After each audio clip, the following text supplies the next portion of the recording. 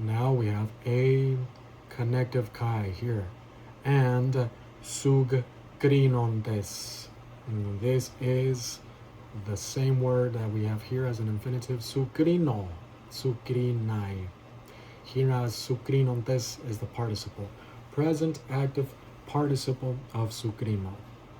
And that's how we're going to translate it, comparing themselves. First of all, the measuring themselves is what the process which results in them judging themselves worthy, classifying themselves, and the comparing themselves obviously goes with like the infinitive of compare, of sukrina over here, comparing themselves. Compare. He's describing here. They measure themselves, and that's how they judge themselves worthy. They compare themselves with each other. Sukrinontes. Present tense, again, descriptive for what is currently occurring. Sukrinontes. Active voice, Judaizers and their Corinthian followers produce the action of the verb. Judaizers with Judaizers, Judaizers with Corinthians, Corinthians with Corinthians. Mutual admiration societies do not discriminate many times. As long as everyone benefits through approbation, through stimulation, they will form themselves. And this is how a lot of conspiracies are formed. Sukrinontes. Active voice again. Participle is circumstantial. Therefore it's adverbial, modifying the main verb of suniemi.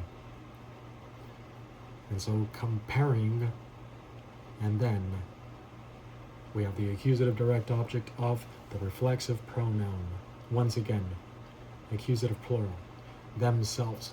Comparing themselves, and then the dative of indirect object of heautois, again the reflexive pronoun, to themselves, measuring themselves by means of themselves, by means of themselves, and comparing themselves to themselves. They often engage in comparison, and that's how they evaluate each other, and that's how they approve of each other.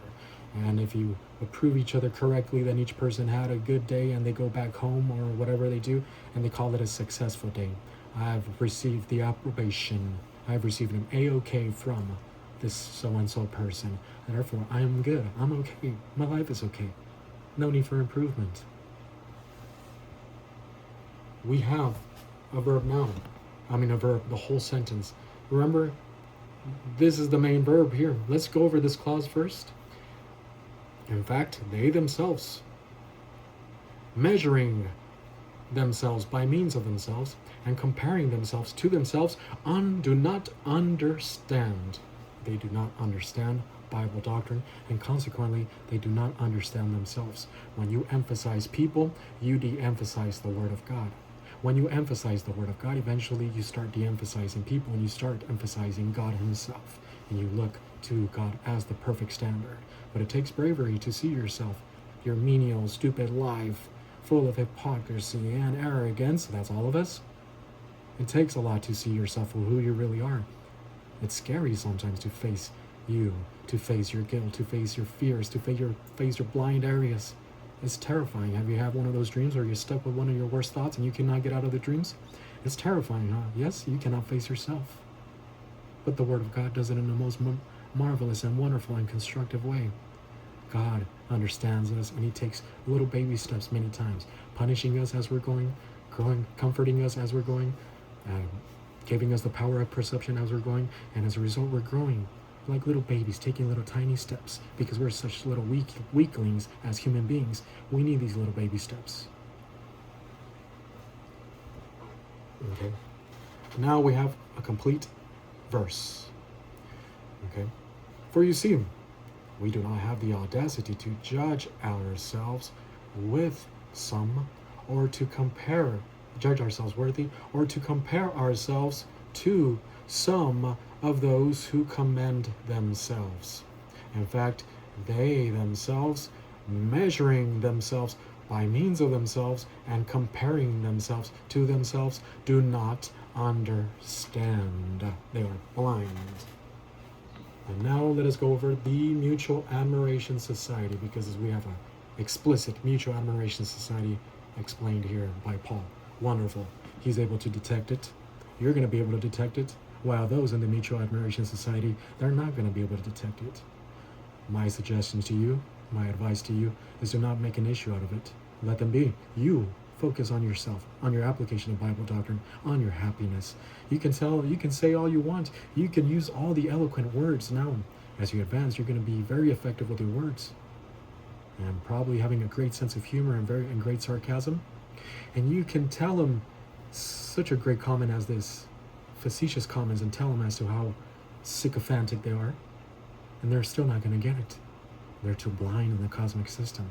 Therefore, it does not benefit you to get out of fellowship and start using your own comments. You have to remain inside the divine power sphere, and use that Mutual Admiration Society that's going against you for your growth. Don't be like me.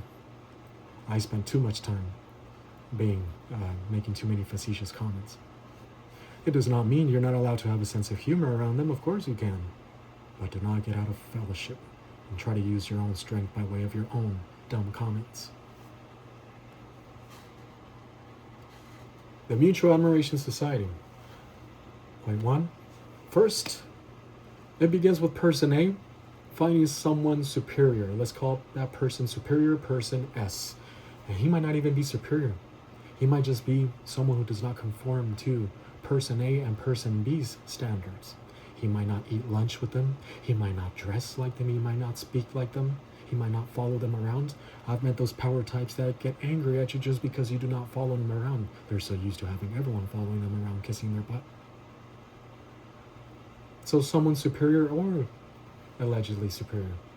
So it begins with person A finding someone superior, person S, to criticize. If another person, person B, and let's say it's plural because many times it's more, person B, person C, person D. If person B receives the criticism favorably, they proceed with the criticism. Person A and person B criticize person S, and they stimulate each other. Meanwhile, while they criticize person S, they also allow criticism of each other. Person A and person B criticize each other for the purpose of stimulation. This criticism is going to be more positive. So they have an enemy, a shared enemy, person S, and meanwhile, they stimulate each other. Point 2. There is stimulation while they criticize, and the best stimulation is approbation. Those with approbation lust receive the approbation that they want from the person with the power lust, and that person with power lust receives the stimulation by having the following of those with approbation lust. And it happens both with men and with women. Those power types, men, who are used to having people following them around, they are stimulated by having all these approbation types following them, brown nosing and all that. Point 3.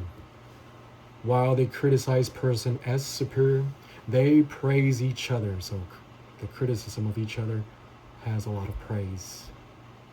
The power lust person compliments the qualities of those with the approbation lust, while those with the approbation lust stimulate the power lust of the power lust one by following him or by being sycophants. Yes, these power ones have great speaking abilities, great persuasive skills many times, or maybe they just have a great appearance. Those big guys, big body types, they're so used to people being intimidated by them, and they have authority with no virtue. Yes, not just men, women too. I've met women. Once I went to Santana and I went to eat some food, and I knew the lady that was where. She was from Ensenada, one of those white Mexicans, light-skinned Mexicans that obviously forced herself to have her hair blonde. And she was all right to talk with, a little bit serious. But I showed up once, and those ladies working under her, she was a manager, well, they all of a sudden started also bleaching their hair, and also other white Mexicans bleaching their hair, all of them looking all güeras.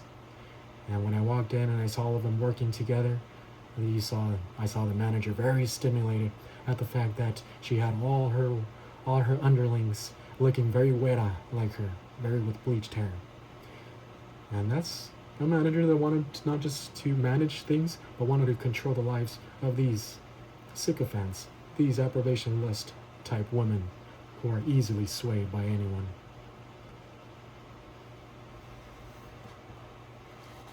Point 4. While they criticize the hated person, person S, the superior person, he feels worthy. Each person feels worthy or superior as they criticize him. And so he himself praises himself. So, yes, they criticize towards each other, the superior person. But as each person engages in criticizing, he himself is climbing himself up, finding his way to feel on the same level or superior to person S, the superior person. This is a big reason why people criticize many times.